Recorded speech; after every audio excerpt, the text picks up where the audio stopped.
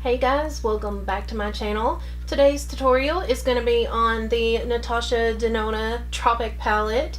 I am so excited to do this tutorial because when I saw this palette, I died.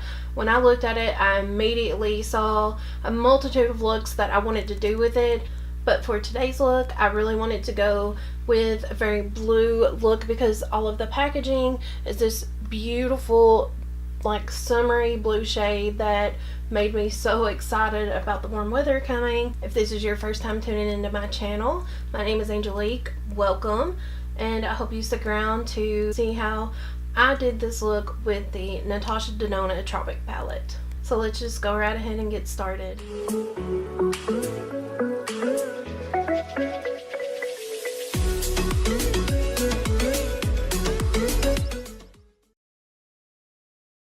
So first I'm going to go in with the shade Sahara. That is going to be our transition shade. And I'm just going to take that on a little tiny precise brush because I'm using that to actually just carve out my crease in the beginning. You know, I just like to see where I need to place my shadows because I don't have a very defined crease. And then I'm going to go in with an E22 brush. This is just a nice big fluffy brush, and I feel like it does a really good job laying down a transition shade and blending it out. And I'm also going to put that on the outer edge of my eye as well, the outer corner. That will just help us to lay a nice base, and everything else that goes on top of it should blend out a lot easier because we did this. And then I'm going to take my M513 and just, with no product on it, blend the edges out a little bit more. I just really want to make sure that everything is really nice and smooth and blended to perfection.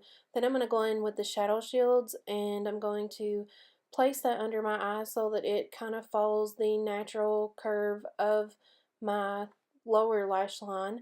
I'm going to go back in with that E22 and make sure that I bring that color all the way to the shadow shield and blend it out really nice. Then I'm going to go in with that shade Peach Puff, and I'm going to just deepen up the crease a little bit and make that color come through over top of that Sahara color just to give us a more pinky look. I'm going to go in with an R41 and with that same shade on it. I just felt like this brush gave me a better coverage, but it also goes on lighter, if that makes sense. It just helps it to blend out so much better. And then of course I'm going to go back in with the M513 just to blend out any harsh edges and make sure that everything is cohesive. Then I'm going to take the shade Xena, and I'm going to go in on a smaller brush. This is the M515, and it's a really tiny, precise brush, and I just want to use that to kind of carve my crease out again, and it'll get covered up whenever we put the concealer on, but I just want to make sure that I have a defined line where I don't want to go above whenever I put the concealer on. And of course I'm going to go back in with the M513 and just make sure everything is blended out again. Then I'm going to take the Tarte Shape Tape Concealer in Fair Neutral, and like always I'm going to put it down close to my lash line, and then I'm going to look up so that I know how high I need to make my crease exactly. And then I'm going to take this little tiny precise Morphe brush, and I'm just going to go ahead and carve out that crease and then fill it in. I'm doing a full cut crease today, so I'm going to make sure that I carve that out from the inner corner all the way to the outer corner. And when I get towards the shadow shield, I try to make sure that I curve it down, just like, you know, like your natural crease would do. If you have a natural crease, this will be a lot easier for you. And then I just fill it in all the way, and that shadow shield will give us like a nice straight line at the edge there, so it's okay if you get it on the shadow shield. Then I'm going to go in with the shade Limoncello, and I'm going on an M167 brush, and I'm going to pack that on the inner corner, the first like 1/3 of our eye, and I am going to blend that up to where the concealer meets the other shadows, but I don't want to go past the concealer line because that would obviously defeat the purpose of a cut crease. Next, I'm going to go in with the shade Tiger Lily. In the pan, this shade looks like a shimmery dark blue, and whenever I put it on my eye, it just didn't look shimmery at all, and I had a really hard time packing this on. I took this Makeup Geek foiled shadow brush and I tried to press it in there. I took this like flat kind of concealer brush and tried to pack it on there. I didn't feel like that was really working out too well either. So then I went in with my trusty old finger and I put that on there, and I did feel like that made it go on a little bit better towards the lash line, but I was just having such a hard time getting it to go on there as dark as I wanted it to. And so I went back in with that little tiny precision brush that I used to put the concealer on with, and I packed it on. I used that to get as close to the concealer line as I could, and then I went back in with the Makeup Geek foiled shadow brush, and then I decided to just spritz it with some Fix Plus to see if that would help, and I did feel like that helped a little bit better, as you can see, but I was just really disappointed in this color because I thought it was going to be really shimmery, and it just wasn't. Next, I'm going to go in with the shade Mint Frost, and I'm going to place that on the center of the lid between the limoncello and the Tiger Lily color. And I'm just going to use tapping motions to press it in there because I want it to be a nice gradient from the yellow to the mint to the dark blue. And I'm just going to try to blend that into the blue a little bit, and then I do the same thing on the limoncello side, and then I just go ahead and go back in with my finger, and this is my index finger, and sorry, I just thought that would be funny, and I go ahead and I press that on there with my finger because I felt like it just made it go on a little bit more pigmented, and then I just want to blend out the edges of that so everything is like a nice smooth transition from one shade to the next. And then I'm going to go back in with that Makeup Geek foiled eyeshadow brush with Tiger Lily on it to make sure I blend the two together, and then I'm going to go back in with limoncello and do the same thing on that side of the eye. Then I'm going to go back in with that shade Xena. That is such a beautiful purple, and I really liked it, and we had covered it up with the concealer, so I just wanted to take this little precise brush and put it right back against that line. And then I'm going to go back in with this brush and just blend out our transition shade a little bit higher because I felt like it kind of got covered up a little bit too. And then I'm going to go back in with the Peach Puff shade just to deepen it up a little bit. And then I'm going to rip off these shadow shields and go ahead and do my lashes off camera. Then I'm going to go ahead and conceal my under eyes. You know that I like to use two concealers, the Tarte Shape Tape and the Urban Decay Naked Skin Concealer. And then I'm just going to use my Morphe Highlight and Contour Beauty Sponge to press that under my eyes.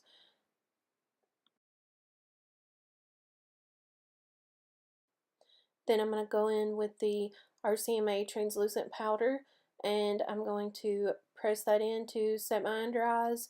And if you guys wonder where you can get this, there's a website called beautylish.com, and this powder is so affordable and it's so good. The next thing I'm going to do is I'm just going to take this R2 brush because I had already bronzed beforehand, but I took that concealer over to the side and I'm going to bronze that back out so that my face doesn't look so wide. And then I take my Beauty Blender that had my foundation on it and just blend out the concealer a little bit more. Then I'm going to go in with the shade Peach Puff on an R41, and I'm going to use that to kind of place that transition shade underneath my lash line so that we can smoke out our lash line just a little bit. Then I'm going to go back in with the shade Xena, and I'm going to go back with that little tiny precise brush, the M515, and I'm going to use that to go right against the lash line, and so that there will be like a little bit of separation between that shade and the peach shade. Next, I'm going to take the shade Psychedelic Sister. It's an Urban Decay eyeliner, and I'm going to place that right on my waterline. I want this to really accentuate that Xena purplish color that we put underneath the lash line. This is just going to make it look a little bit more profound. I'm going to go into the Aurora Glow Kit by Anastasia Beverly Hills. I'm going to take the shade Orion on an E36, and I'm just going to place that right on my inner corner to kind of highlight it a little bit. And then I just didn't feel like it was doing what I wanted it to, so I'm going to go in with the shade Spectra, which is like a purple shade, and I'm just going to go right over top of it.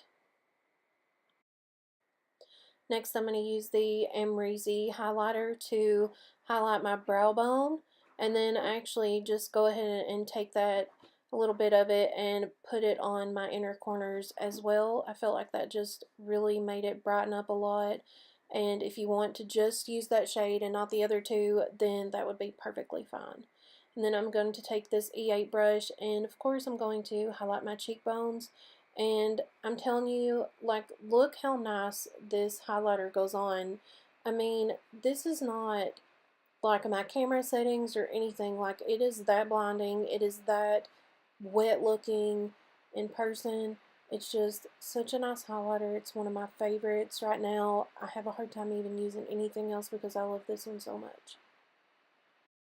And then, of course, I'm going to take it down the center of my nose and on the tip of my nose, and I'm going to do my cupid's bow and my chin. Look how nice that highlighter looks, you all. I can't even like lie about this. It's just so nice. So of course, you know, I just have to bathe in it. The more the merrier when it comes to highlight. And then I'm going to go in with the Tarte Blush Bazaar in the shade Exhilarating. And I'm going to use an R5 brush because I feel like it puts the product on lighter, and I can be really heavy-handed with blush.